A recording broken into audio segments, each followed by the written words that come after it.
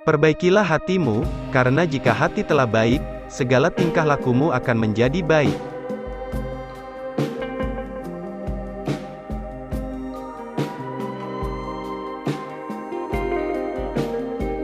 Berfikirlah, bahwasanya sesuatu yang kamu cintai di dunia ini tidak akan kekal selamanya, tidak abadi dan pasti fana. Jika kamu telah menyadari hal ini, maka kamu tidak akan melupakannya walaupun sekejap.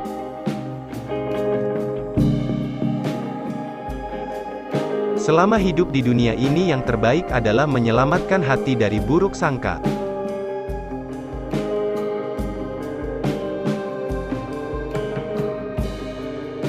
Orang itu dikatakan dekat dengan Allah selama dia meluangkan waktunya untuk berzikir setiap hari.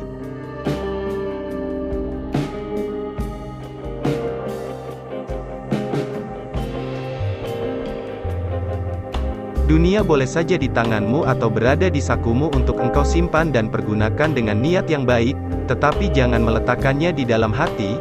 Engkau boleh menyimpannya di luar pintu, hati, tetapi jangan memasukkannya ke dalam pintu, karena hal itu tidak akan melahirkan kemuliaan bagimu.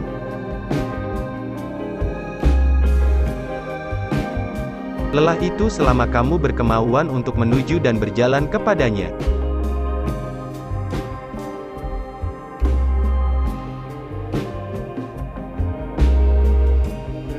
Sesungguhnya bencana terhadapmu bukan untuk menghancurkanmu, melainkan sesungguhnya akan mengujimu, mengesahkan kesempurnaan imanmu, dan menguatkan dasar kepercayaanmu dan memberikan kabar baik ke dalam hatimu.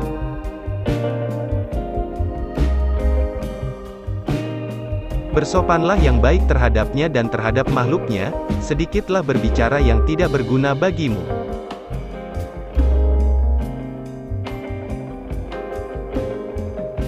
Orang-orang yang meninggalkan amal dalam keadaan berilmu, ilmu itu akan melupakanmu dan berkahnya hilang dari hatimu. Wahai orang-orang yang bodoh, seandainya kamu mengetahuinya niscaya kamu mengetahui siksaan-siksaannya.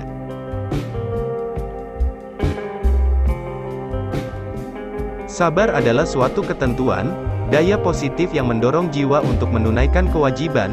Selain itu sabar adalah suatu kekuatan.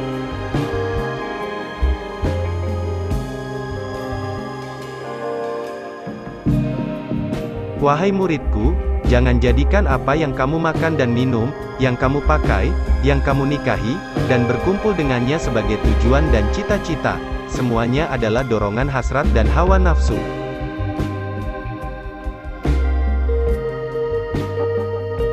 Wahai hamba Allah, yang disebut kerja keras itu bukan terletak pada kekesatan pakaianmu dan makananmu, kerja keras adalah terletak pada sikap zuhud hatimu.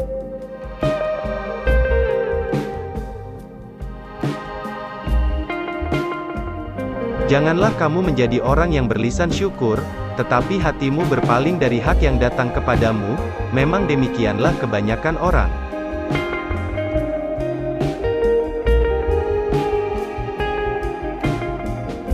Orang yang beriman selalu menyembunyikan apa yang ada padanya.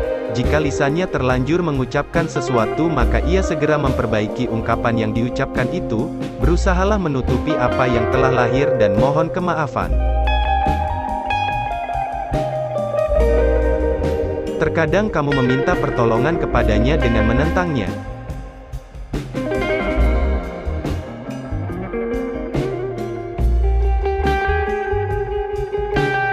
Jika dunia dan akhirat datang melayanmu dengan tanpa susah payah, ketuklah pintu Tuhanmu dan menetaplah di dalamnya. Bila kamu telah menetap di dalamnya, akan jelaslah bagimu seperti buah fikiran.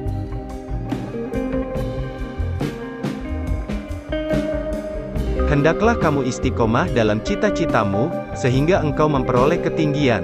Karena Allah Azza wa Jalla akan memberimu sesuatu yang layak dengan cita-citamu, dengan kebenaran dan keikhlasanmu.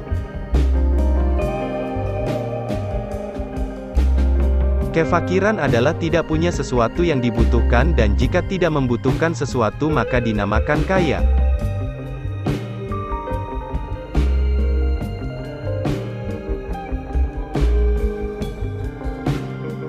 Janganlah kamu takut kepada makhluk dan janganlah kamu berharap kepada mereka, karena hal itu menunjukkan betapa lemahnya imanmu.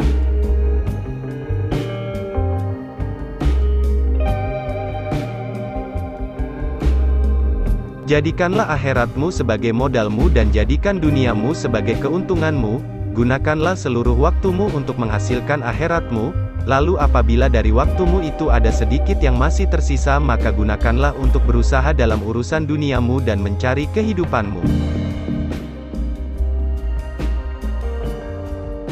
Janganlah kamu menuntut sesuatu kepada seseorang dan jika kamu mampu untuk memberi dan tidak mengambil maka lakukanlah, kamu melayani dan kamu tidak meminta dilayani oleh orang lain maka lakukanlah.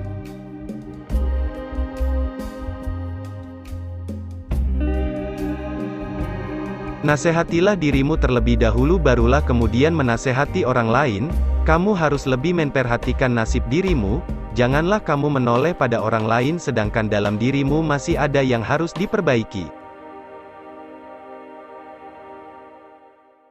Orang yang zuhud itu berpuasa dari makan dan minum sedangkan orang yang arif itu berpuasa tanpa diketahui.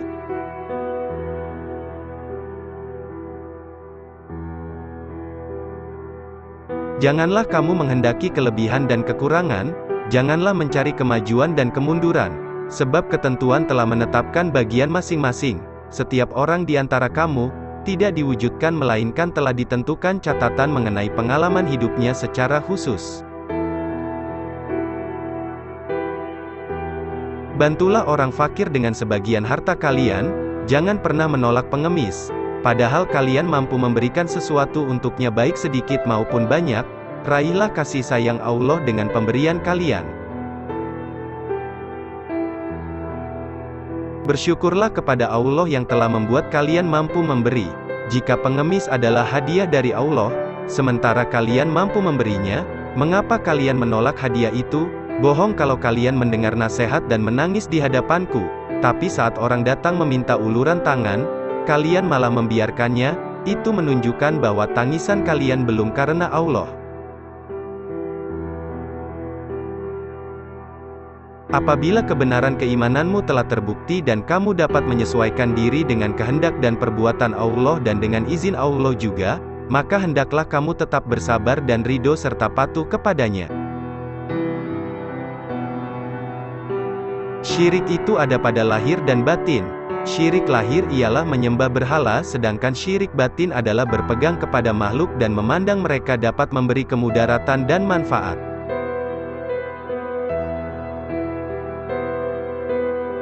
Janganlah kamu melakukan apa saja yang dilarang oleh Allah, apabila perintahnya telah datang maka dengarkanlah, perhatikanlah, dan bersegeralah melakukannya.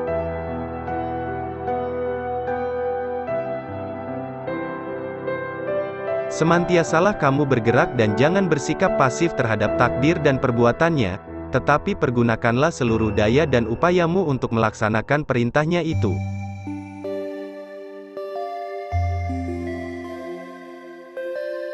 Janganlah bersusah payah untuk mendapatkan keuntungan dan jangan mencoba menghindarkan diri dari malapetaka, keuntungan itu akan datang kepadamu jika sudah ditentukan oleh Allah untukmu, baik sengaja mencarinya maupun tidak.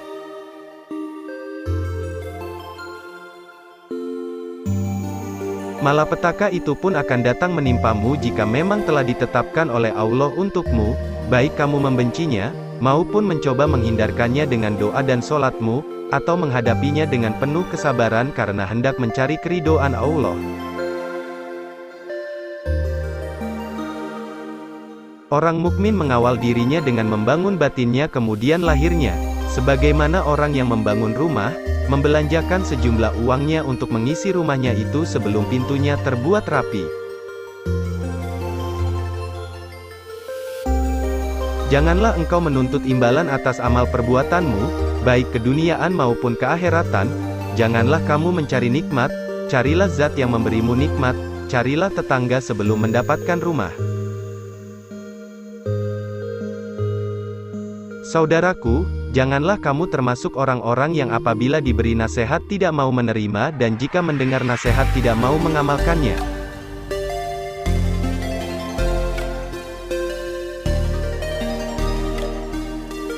Ketahuilah bahwa agamamu akan hilang disebabkan 4 perkara. 1. Kamu tidak mengamalkan apa yang telah kamu ketahui. 2. Kamu mengamalkan apa yang tidak kamu ketahui. 3. Kamu tidak mau berusaha mengetahui apa yang tidak kamu ketahui. 4. Kamu melarang manusia untuk berusaha mengetahui apa yang mereka tidak mengetahuinya.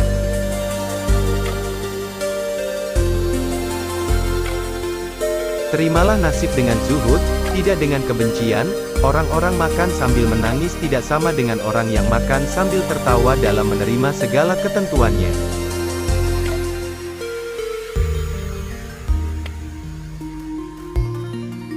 Senantiasalah hatimu dengan Allah Azza wa Jalla, berserah dirilah atas keburukan nasib. Kamu makan sesuatu yang diberikan oleh tabib dan sesuai dengan obatnya adalah lebih baik daripada makan sesuatu yang kamu sendiri tidak mengetahui asal-usulnya.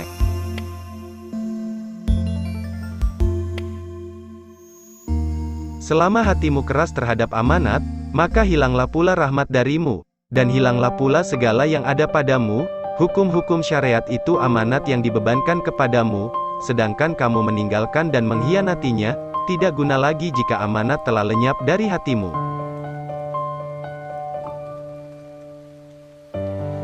Andai kata tanpa karunia Allah Azza wa Jalla, mana mungkin orang berakal mentadbir negara, bergaul dengan para penghuninya, yang telah dilanda sifat riya, nifak, zalim, bergelimang syubhat dan haram. Di antara ciri orang yang arif billah adalah ia selalu sabar menerima berbagai malapetaka dan rela terhadap semua kada dan ketentuan-ketentuan takdirnya dalam segala ehwalnya, baik berkenaan dengan pribadinya, ahlinya, dan semua makhluk sesamanya.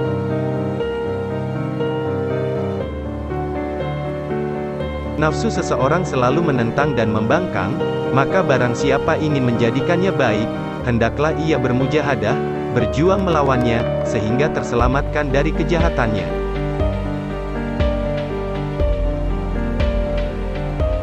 Hawa nafsu semuanya adalah keburukan dalam keburukan. Namun apabila telah terlatih dan menjadi tenang, berubahlah ia menjadi kebaikan di dalam kebaikan.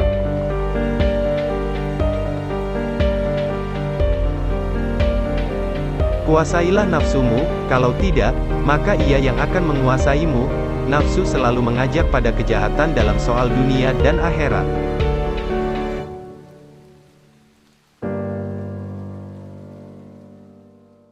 Jauhilah orang-orang yang menjauhkan kamu dari Allah Azza wa Jalla seperti kamu menjauhi binatang buas.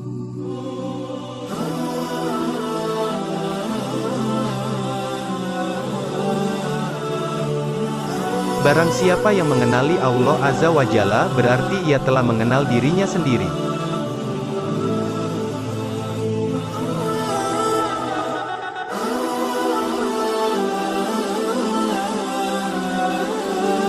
Barang siapa yang mencintai Allah Azza wa Jalla, maka dia akan mencintainya, dan barang siapa yang menghendaki Allah Azza wa Jalla, maka dia akan menghendakinya.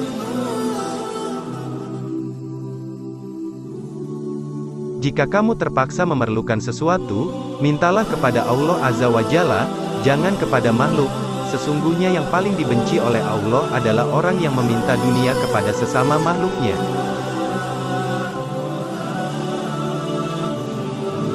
Mintalah pertolongan kepadanya, Dia Maha Kaya, sedangkan semua makhluk adalah fakir, mereka tidak dapat memberikan bahaya atau manfaat bagi dirinya sendiri apalagi bagi orang lain. Sesungguhnya pada permulaan, Dia menghendaki agar kamu orang yang mencari kepadanya, sedangkan nanti pada akhirnya kamu menjadi orang yang dikehendaki olehnya. Seorang budak yang masih kecil akan mencari ibunya, tapi kalau sudah besar, justru ibu yang akan mencarinya. Carilah kasih sayangnya. Jika Dia menghendaki kesungguhanmu mencarinya, maka Dia akan menghendakimu. Jika Dia mengetahui kesungguhan cintamu kepadanya, maka Dia akan mengasihimu, menunjukkan hatimu dan mendekatkanmu kepadanya.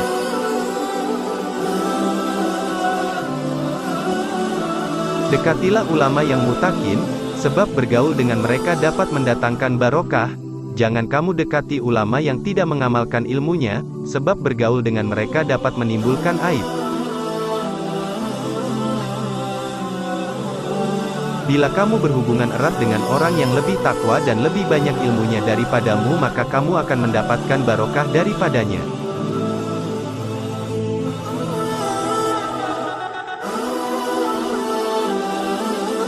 Bila kamu bergaul dengan orang yang lebih tua umurnya daripada umurmu tapi ia tidak bertakwa kepada Allah Azza wa Jalla, maka pergaulanmu itu akan menimbulkan aib.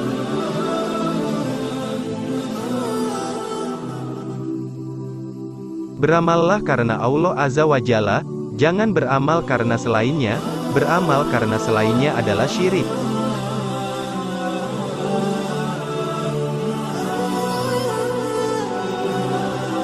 Kolbu ini tidak akan beruntung selagi belum sampai ke tingkatan kurban kepada Allah Azza wa Jalla yang Maha Kadim, Azali, dan abadi selama-lamanya.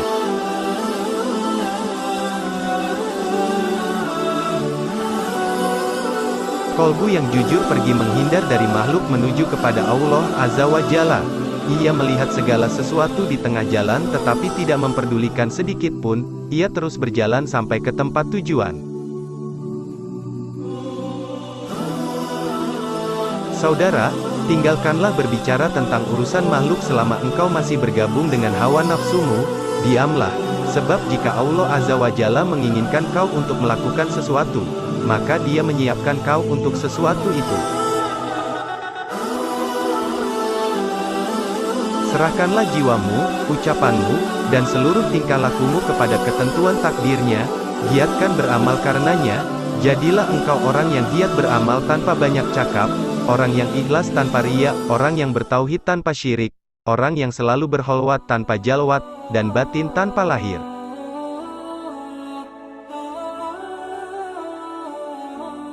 Sibukkan batinmu dengan niat yang mantap, engkau berdialog dengan Allah Azza wa Jalla dan memberi isyarat kepadanya dengan perkataanmu.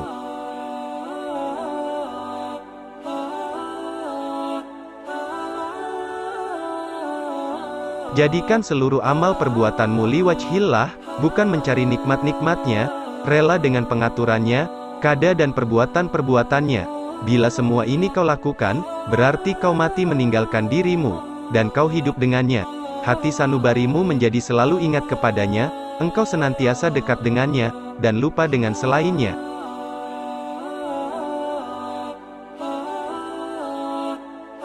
Jika kamu orang yang berakal, tentu kamu akan meraih keimanan untuk bekal ketika bertemu dengan Allah Azza wa Jalla dan tentu akan bersahabat dengan orang-orang saleh, serta mengambil suri tauladan yang baik dalam perkataan dan perbuatan, sehingga hari demi hari keimanan dan keyakinanmu akan bertambah, lalu kemudian Allah Azza wa Jalla akan memurnikan keimananmu dan membina perangaimu, serta menumbuhkan kesadaran hatimu dalam menerima perintah dan larangan. Malulah kamu kepada Allah, lihatlah dengan mata hatimu, rendahkanlah dirimu di hadapannya, letakkan dirimu di bawah lintasan kekuasaannya.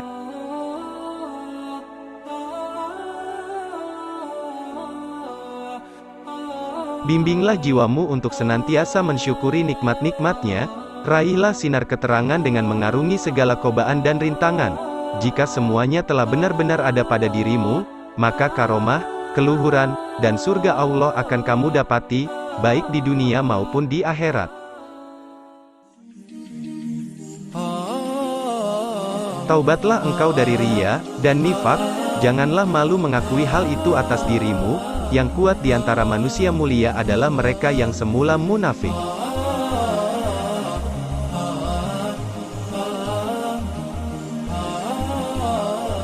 Berkatalah sebagian ulama, tidak ada yang mengetahui hakikat ikhlas kecuali murai, orang riya, yang paling beruntung ialah mereka yang ikhlas mulai dari awal hingga akhirnya.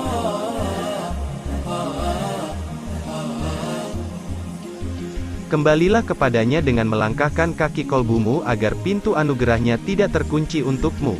Bila sudah terkunci, jiwamu, kekuatan, kekayaan, dan hartamu tidak akan diberkahinya.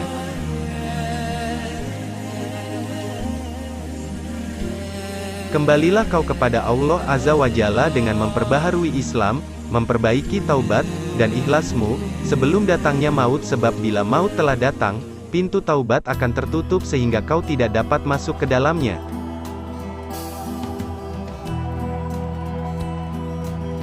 Sultanul Aulia Syekh Abdul Qadir Al-Jailani selalu menyampaikan wasiat kepada umat Islam. Pesan ini disampaikan oleh salah seorang keturunannya yaitu Dr. Muhammad Fadil Jailani Al-Hasani saat berkunjung ke Pondok Pesantren Sidogiri dalam rangkaian acara International Conference of Islamic Scholar. Berikut ini adalah 10 wasiat yang disampaikan tersebut. Semoga kita semua, umat Islam mampu mengamalkannya dalam kehidupan sehari-hari.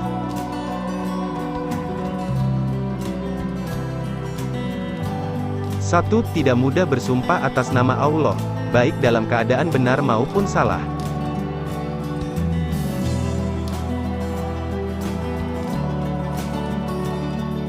2. Jauhilah berbohong baik dalam keadaan bergurau maupun serius.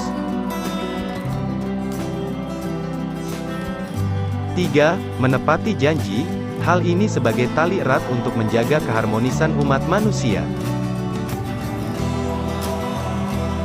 4. Jangan melaknat makhluk Allah, kata-kata kutukan hanya akan menjadikan hubungan antar manusia semakin renggang. 5. Janganlah mendoakan jelek pada orang lain meski ia telah berbuat jelek kepada kita. 6. Jangan menjadi saksi orang Islam yang gemar memberi vonis sesat dan syirik kepada orang lain. 7. Jauhkan pandangan dari maksiat supaya cepat jiwa diangkat oleh Allah, anggota tubuh menjadi jinak dalam melakukan ketaatan. 8. Jauhilah bersandar kepada makhluk dalam hajat skala kecil maupun besar. Hal ini merupakan kemuliaan orang yang bertakwa kepada Allah. 9. Jangan rakus kepada hal yang dimiliki orang lain, berjiwa besarlah untuk kecukupan yang murni, dengan demikian, datanglah wara. 10. Tawadu lahir dan batin, disitulah posisi hamba menjadi baik dan menjangkau keluhuran.